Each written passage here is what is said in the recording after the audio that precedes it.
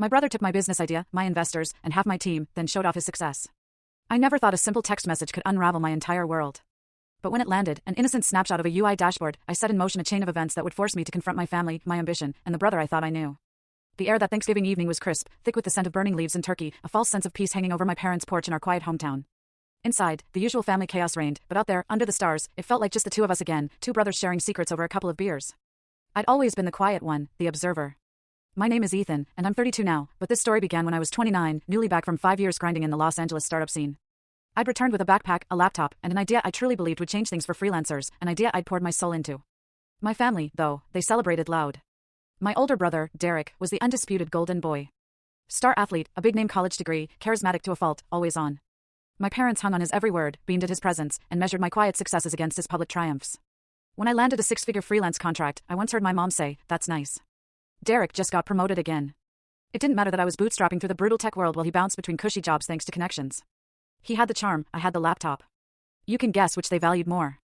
But I wasn't bitter, not then. I just wanted to build something real, something that was mine. My return wasn't a retreat. I'd spent 3 years building scalable productivity tools, apps that automated onboarding, streamlined scheduling, cut digital clutter. Nothing flashy, but profoundly useful, profitable. My latest project, the one that ate my late nights and weekends, was a comprehensive workflow tool for freelancers, contract templates, invoice automation, deadline tracking, even light AI for pricing. It was ambitious. It had potential. I'd come home to build it where costs were lower, where I had a small, trustworthy network. I rented a co-working space downtown, reconnected with old developer friends, even brought on a junior dev I'd mentored. Within a month, we had an MVP. I was quietly, deliberately, putting together a pitch deck for early-stage investors. The mistake? Telling Derek. "I've been working on something," I'd said, tapping my phone, pulling up a screenshot of the dashboard UI. Derek squinted at it. "Looks clean." "What is it?" I explained. I told him about the pain points I'd faced as a freelancer, how I was building something to solve them. I walked him through the flow, the pricing model, the competitive edge. I even mentioned the name I was toying with, Freelance Flow. His eyebrows went up. "Damn, Ethan. That's actually smart. Like, real business potential." I smiled, genuinely surprised by the praise. "Yeah, I think so too. What stage are you at?"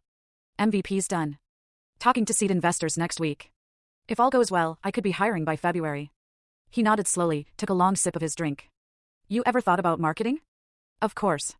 Content funnels, SEO, a few influencer partnerships in the pipeline." He grinned, that same sly grin he used to get when he found a shortcut in a board game. "Man, if you need help with that, let me know. I've been running ad campaigns for that real estate firm, remember? I've got contacts." I should have stopped there. Politely nodded, don't miss the twist bottom left, full story.